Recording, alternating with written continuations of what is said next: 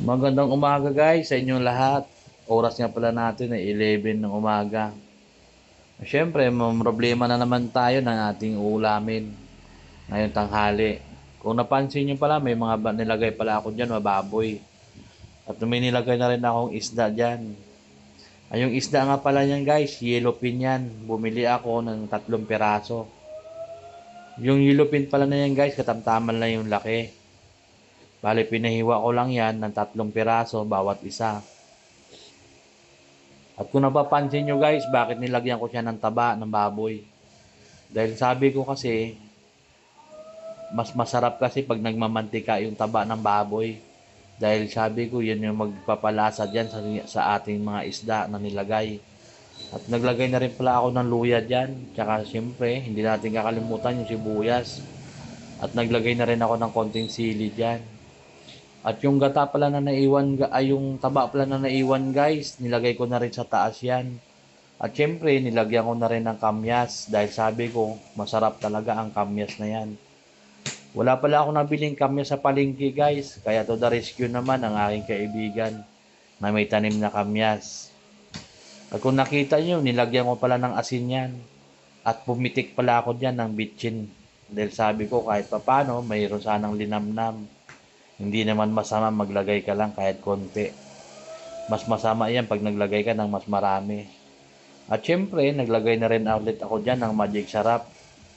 Hindi ko pala naubos yung isang buong magic sarap dyan dahil dabi ko kasasunod na luto na naman yung kalahati.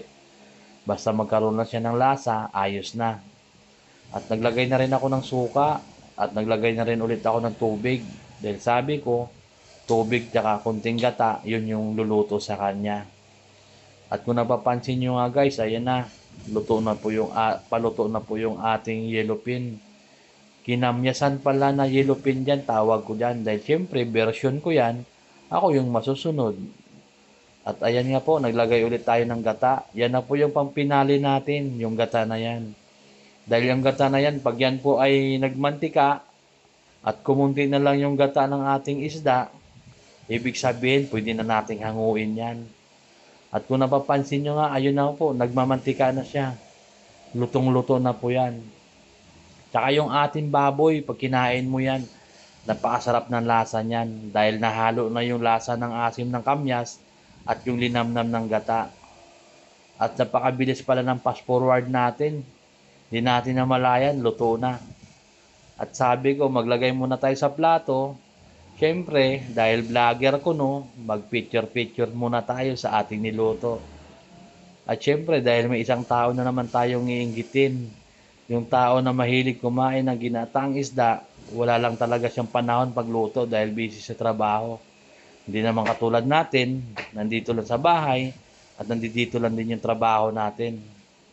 Shout out sa iyo kaibigan, pagbutihin mo yung trabaho mo. Tumagal ka dyan sa trabaho mo. Magpapaluto ka lang sa akin pag gusto mo na. At kung napapansin nyo, yan po yung mga naiwan sa kawali. Dahil sabi ko, nagugutom na ako at niyaya ko na kumain yung kasama ko dyan. At kung napapansin nyo guys, ayan o, di ba? Napakaangas yan, napakalupit yan. Parang kumain ka ng Bicol Express na may kunting isda. Di ba? Ang sarap niya, napakalambot ng laman, tapos napakalinamnam ng kanyang taba, at napakalasa rin ng isda. Saka nga pala guys, pakishare naman po ng video na to kung saan man makaabot na lugar. Mas gusto ko nga sana kung bawat lugar dito sa Pilipinas ay makarating yung video ko. Dahil sa inyo, ito ay kakasinso ko.